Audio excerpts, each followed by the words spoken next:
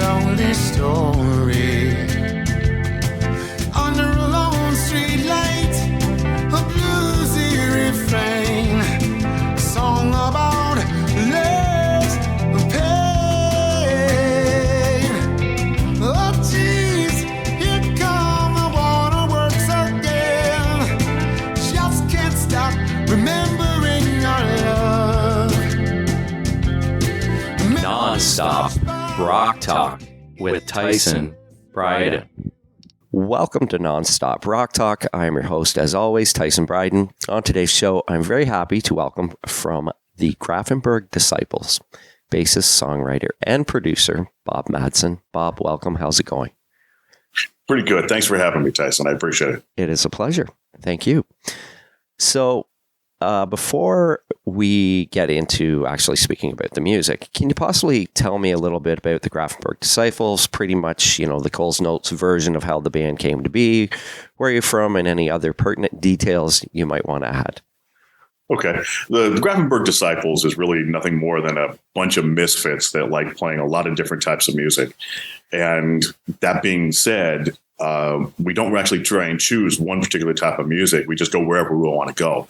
Some guy will come up with an idea and we're off and running. And that's where the beauty and the magic of this particular project comes from, is that all of the players are so well versed in so many different styles that we can do a lot of things. And so it's become a bit of a bucket list project for me, that I can check off all the boxes of different things that I've never been able to do in my career and get to them now. And we've got this incredible vocalist, Hans Eberbach, who can just sing anything you throw at him. I mean, he could sing you the phone book and it would sound amazing. And then, every other player has had, numerous tour experience playing live, recording in the studio. So they're comfortable in any environment. And it's just a ton of fun. That's amazing. Now, an interesting piece of this puzzle, and especially since this is rock talk, and I've talked about this gentleman before on my show because I have another guy that had played with him. Greg Bissonette from the David Lee Roth Band plays drums with the Grafenberg Disciples. That's correct. He's our recording drummer. Yes. And I'm just kind of curious about working with him because I know the bio states that the project is termed as funk, pop, jazz, and classic rock. So I think for Greg, that really fits in because I know that even going back to interviews he did, like he was big into jazz drumming, I believe. Very much so. As a matter of fact, his first job was with the Maynard Ferguson Band, a very famous jazz trumpeter. Right. And just he got out of college, he was doing that band. It actually was David Lee Roth's love of jazz that got Greg the gig. What Greg told me was that David had reached out to him and said, "Hey, I would like you to come audition." And Greg's first response was, what do I know about a rock band? I'm a jazz drummer." And Dave did said, "If you can drive a big band, you can drive my band. Now get your ass in here." That's pretty cool. And I didn't know that. Yeah. Yeah, that's very cool. Because I don't think Greg's really done anything rock like that since the David Lee Roth Band that I know of. Can't recall. Actually, it's amazing. Greg is one of the most busy, constantly working drummers in the music industry.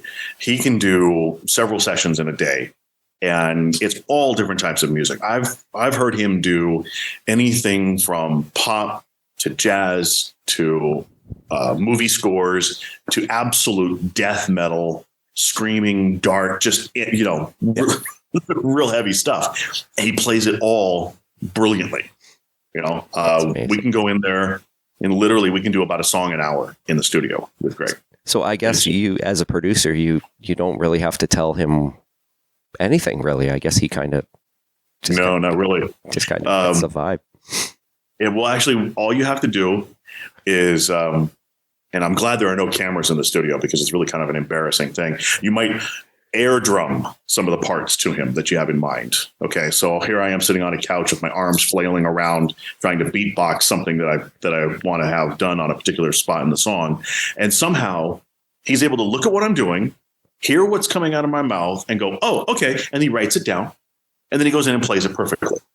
Wow. It's phenomenal to watch. It's an amazing process. That's unbelievable. I mean, I knew he was good. It's funny because I remember I was a kid when I was probably 11 or 12 when that David Lee Roth album came out. And I had a buddy who was a drummer. He was, like we were young and he was an aspiring drummer. And he talked about Greg Bissonette all the time. And we probably watched and listened to a ton of, that Eat 'Em and Smile album a lot and he would pick up little things of what Greg was doing and he just loved his drumming. I do too. Literally, the thing I like about Greg is he'll I've done about 5 or 6 albums with him now, and he's really my go-to drummer in the studio, and he can put his own flavor on things, and they're and I've worked with him enough to know what those little spice elements are, but in reality, he's a chameleon. He can do anything that you're looking for. One of the songs on the first album required sort of an African beat, and we started playing along, and it wasn't quite vibing. And I said, "What about this?" And I started, kind of singing him something. Oh yeah, that's much better. He runs back into the drum room. We cue it up, and he just lays it down flat, just right then and there. No problems. Wow. No edits, no nothing. So it really is fascinating to get to watch him work. Yeah. He's one of the best. And I'm very happy to say that over the course of the last 4 or 5 years, we've become friends. And so I do consider him a good friend as well. And he's as genuinely nice of a person as he is a fantastic drummer. Wow. Now, I was reading, as I said, I mentioned about the bio. Now, the bio states, for the Grafenberg Disciples, powerful songs, twisted humor, and thought-provoking lyrics. What catches my attention is that twisted humor part. Is it an obvious thing? Well, actually, the twisted humor comes about from when we're in the studio and we're writing or going out to play. We take the music very seriously, but we don't take ourselves seriously. And so we'll poke fun at each other, and it can get to be pretty gallows humor around the studio. It's fun. And then we just kind of like to work little inside jokes into things. Yeah. Like the names of the albums and the band name itself, all have little inside jokes associated with them. So now mentioning the band name, where did that come from? Well, have you ever heard of Dr. Grafenberg? I don't know if I have. Oh, that's a shame. Well, I'll have to look him up. He is the gentleman who discovered the G-spot. Oh. So the full name for the G-spot technically is the Grafenberg spot. And it was discovered back in the early 50s by this Austrian gynecologist by the name of Dr. Grafenberg. And I thought that was the funniest thing in the world. It was just misogyny and the ultimate in male hubris. Okay. Yeah. So this guy says, I have found this. I found this spot. I'm going to plant my flag on it. I'm going to name it after myself. And I could just imagine women all over the world going, oh yeah, that's nice, honey. Let's just put that up on the refrigerator with the drawing of Aunt Kitty you did last week. And we've all been looking for it ever since. That is hilarious. I'm going to mention that to my girlfriend, actually. See, do you know what it really means? And so, of course, the first album was called Johnny on the Spot. Oh, man. Okay. I love that. this. And the new album that is going to be released April 7th is called Breathing Through My Ears. And, of course, that's a skill every Grafenberg disciple should learn. That's right. That is all. I love the humor. This is great. And I learned something today too. We like to be educational. Yeah, that's great. And my listeners are going to love it. They're going to be like, "Oh, okay." That's great. Oh, something of a public service announcement, I think. I think so. Now, we've mentioned Greg and we've mentioned the singer and yourself. Is there anybody else we need to mention within the band? Well, of course, everybody in the band needs to be mentioned. Jerry Merrill is on keys. Chad Quist was the recording guitarist for it. Chad is currently out with members of Heart doing a Heart by Heart tribute, which is extremely well received. Heart tribute band. And he's also a friend of mine from high school. We've known each other for, I hate to say it, almost 40 years. Yes, I'm that old. And then we had guest artists, Eric Marienthal, Bill Churchville, Dana Murray, Molly Roth, and then of course my secret weapon is Frank Rosato in the studio. He is an amazing engineer in Southern California who's worked with all the greats. And he just is able to take all these disparate parts and put them together and make them sound good. That's awesome. Now, another thing I found interesting is when I watched the latest video for Cry a Million Tears, the opening credits mentions the label. So, you know how the videos always do that. You've got the label. So, which is Highlander Company Records. And you get this little bagpipe thing. I've never heard of that label. Where are they based out of? And how did you become involved with them? I'll let you in on a little secret. Yes. That label is my label. I had a feeling you might say that. Yeah. It's a nod to my Scottish heritage on my paternal grandmother's side. And it essentially is an opportunity for me to put out music that I enjoy and different projects that I want to do. Originally, the album was started as a partnership between myself and my mentor coming up through the music industry. Was a gentleman by the name of Tom Size. And Tom Size was the second engineer for Journey's Escape and Frontiers albums. Oh, cool. He then went on to become a major engineer and producer in his own right, did most of the Mr. Big stuff, Y&T, did a lot of stuff for Santana, later Journey projects, and various side shoots, Jefferson Starship, Sammy Hagar. The list goes on and on and on. Right. And he and I started the label actually to work as an incubator label. We were going to help up and coming artists achieve maybe some greater successes was the plan. But unfortunately, Tom passed away in 2017. And I had to sort of rethink what I wanted to do with the label. And so I just made it something for right now. I'm just keeping it simple and just focusing on some projects that I've got going. Well, I like that. That intro looks really cool. And that bagpipe thing, it really caught my attention. That's why I wanted to ask. Corey Michaels in Northern California put that together for us. And he's an extremely talented marketing gentleman. It looks great. Now, talking about the video itself, I love the song. The theme to the song. At first, I mean, the opening sequence and the opening sequences, I guess you'd say, and the guy's rubbing her feet and they seem all in love, and then it takes a twist. maybe tell me about this song a bit. And I mean, there's so many relationships that fall apart. So, I mean, people can relate to that, right? Yeah. I think it was Neil Peart who said that the greatest act of songwriting was to be able to take the personal and make it universal, and to be able to take the universal and make it personal. And so this is one of those songs that kind of attempts to do just that. We wanted to do a sort of a classic R&B heartbreak song. Okay. Yeah. It's got a little bit of Sam Cooke in there. It's got a little bit of Mark Cohn. It's just got all these different, melange of elements. And this was actually our singer's very first foray into acting. And it was really an amazing process to watch. It was also one of my first videos that I wrote and directed.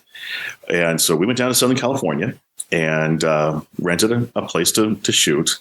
And then we brought in Eve Moreau, who is a very well-known working actress in LA. She's been on NCIS and Cypher and The Oath and a number of different movies. There's so many that I forget them all. And then I have the very good fortune of being able to work with an incredible line producer by the name of Arlene Barshinger. And between Arlene and Eve, we were able to, so we started off filming. And it was good, but it really wasn't there. It wasn't really evoking what I wanted to evoke. And so Arlene kind of got into a huddle with Hans, the singer, and they started whispering really soft. And essentially what she was doing was she was teaching him how to method act.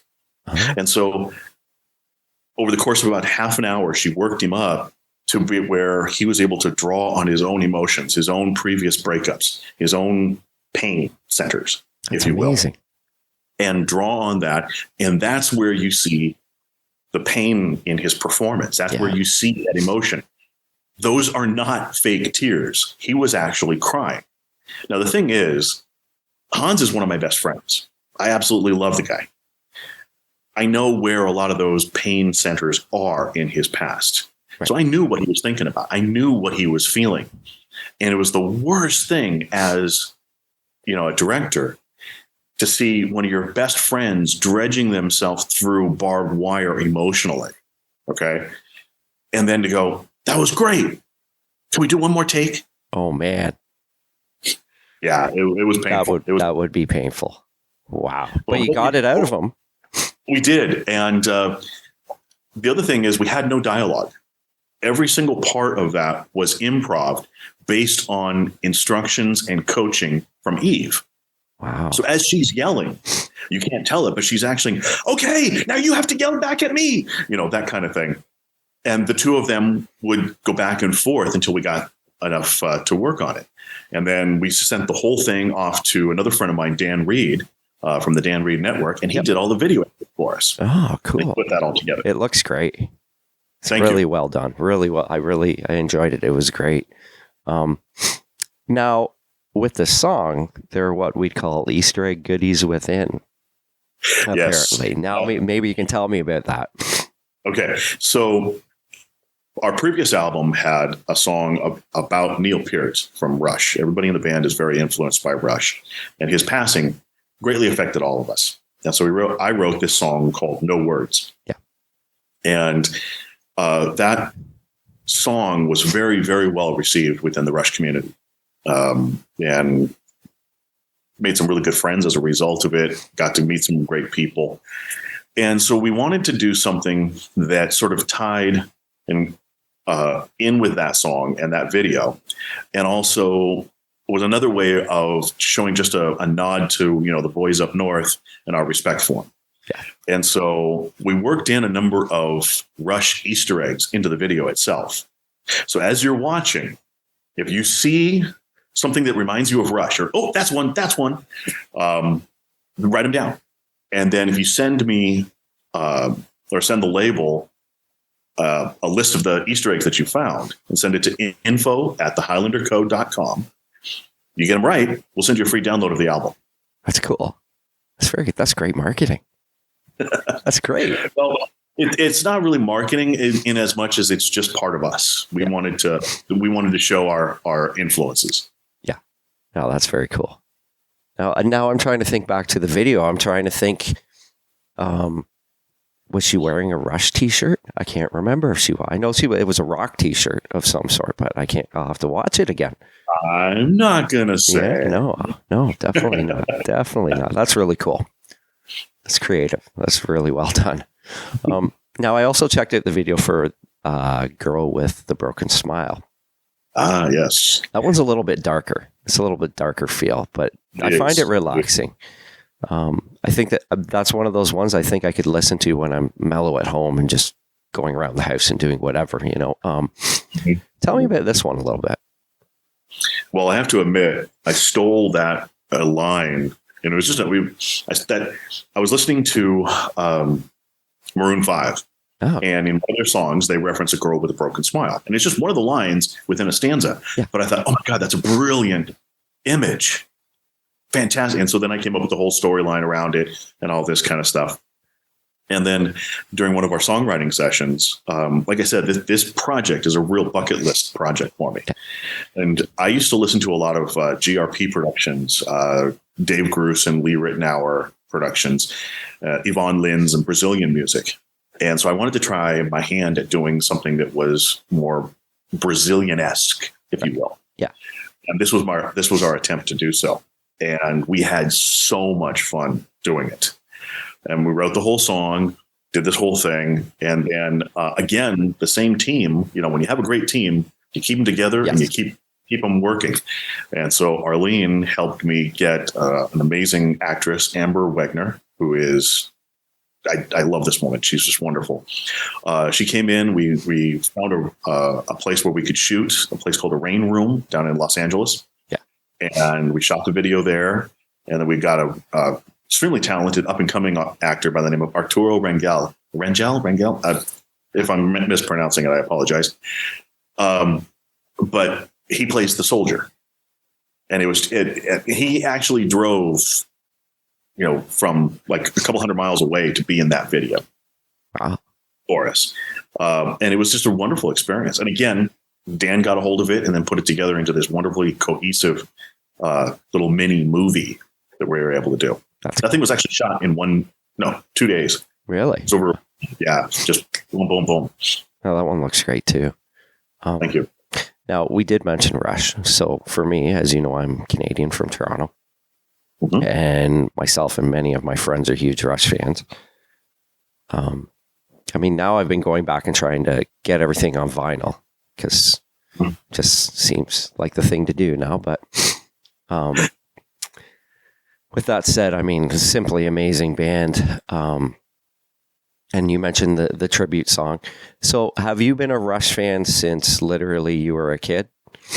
Yes, actually. The funny thing was, when I was 10 or 11, I was first introduced to 2112. That had just come out. Yeah. And I have to admit, I didn't like it. I just I couldn't get past the singing, couldn't do it. Yeah. And then Moving Pictures came out in my freshman year of high school. Great. And something just clicked. And then, of course, at that point, I had to go back and revisit everything in the past. Yeah. I've done all the stuff up in later years. I kind of drifted away from Rush overall in their later recordings. Yeah. For me, the sweet spot was between like Moving Pictures and Roll the Bones. Yeah. But I started getting into Neil's books right about that time. So I sort of switched. Right. So Neil actually inspired me to learn how to ride a motorcycle. Oh. So I have the same type of bike that Neil has, and I go for long rides on it. And that part of it really resonated with me. And it's become sort of one of these parts of my life that I probably never would have known about if it hadn't been for Neil's books. That's pretty cool. And then the video for that song, the No Words video. Yeah. The neat thing about that is the song came out, and I don't even remember how I actually got in touch with this guy. There was this gentleman who rode with Neil from place to place. Huh. I don't know if your reader or your listeners know, Neil didn't fly from gig to gig or go on a bus from gig to gig with the guys in the band. He would get on a motorcycle and ride. Yeah. And as a result of that song, I actually ended up meeting his writing partner for the last 20 years or so. Wow. And that gentleman offered to provide, well, I couldn't believe it, all of the video footage from their rides together off of the R40 tour, their last tour. Wow. And so all the footage that you see in that of motorcycles, that's Neil and his writing partner, is all never before seen footage that was not released anywhere but in that video. That's pretty cool. And then we were able to use that video to raise funds for Neil's glioblastoma research fund at Cedar Sinai. And it's raised some pretty good amount of money as a result. A small amount for the video, but a much larger amount has been raised as a result of that gentleman, Michael Mossbach, who's done an amazing job of keeping Neil's legacy alive and raising funds for a cause that hopefully we won't have to deal with this disease anymore, or at some point in the future. That's amazing. Yeah. Now let me. Sorry. Actually, let me tell you, there is an interesting story that has to do with the recording of that video. Okay. When Greg was tracking, because Greg Bissonette is the drummer on that song, and when he was tracking the video, and I knew that Greg and Neil had been friends. Oh, wow. As a matter of fact, I didn't realize it, but the two of them used to get together over at Greg's house and jam in his living room. They'd set up 2 drum sets. And they would play, and they would work on like traditional jazz stuff. This was like after the Ghostwriter era. Yeah. And he wanted to learn more about, playing jazz and changing his style up. And as a result of those jam sessions, Greg and Neil put on a benefit concert for Buddy Rich. It was the Burning for Buddy project, where it was a big band playing Buddy Rich songs. It was Buddy Rich's band, actually, playing Buddy Rich songs and reworked swing versions of Rush tunes and more modern tunes. They even did a swing version of YYZ. That's amazing. Really? Yeah, that's pretty cool. So we were in the studio, and he had just done the parts, and we were playing it back over the control room. And Greg always sits at a little table. He has this little work table off to my left. I'm on the couch in front of the monitors, and we're listening to this. And at that point, we really realized that we had something special. This was something really cool. In the song, it uses some very short snippets of some of Neil's drumming. Okay. Some loops as a percussion element. And I look over at Greg, and he's got his head down, and then he kind of glances up at me, and his eyes are all red, and there's tears running down his face. And I said, "Oh, stop, Frank, stop the playback." I said, "Greg, are you okay?" And his comment to me was, "I never thought I'd be playing with Neil again." And we had to take a break. No doubt. Wow. It was very, very, very powerful. Yeah. Yeah. So that song means a lot to a bunch of us.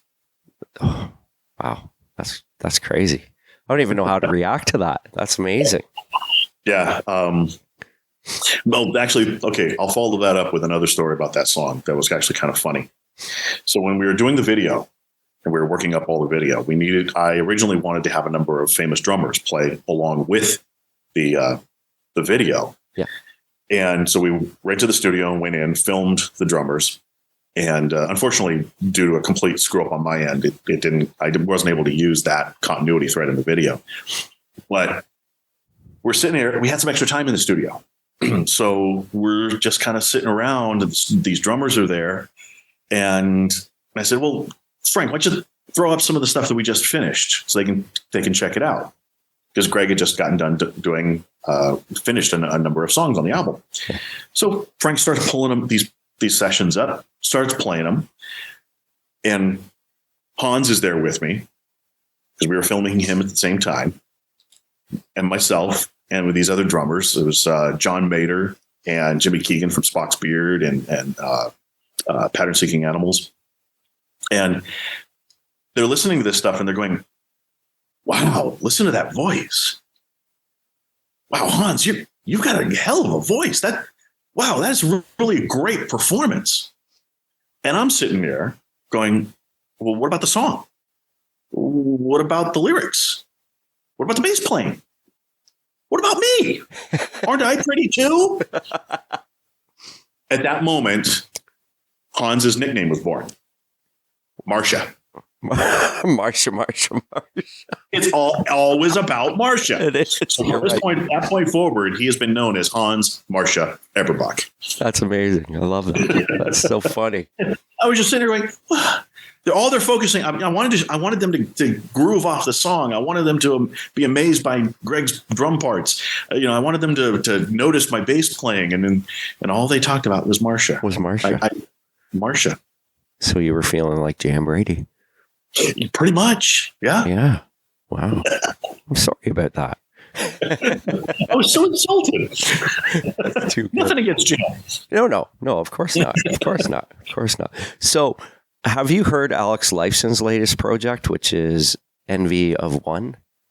Envy of None. Yeah, Envy of None. Yeah, that's it. Yeah, I've only seen little bits and pieces.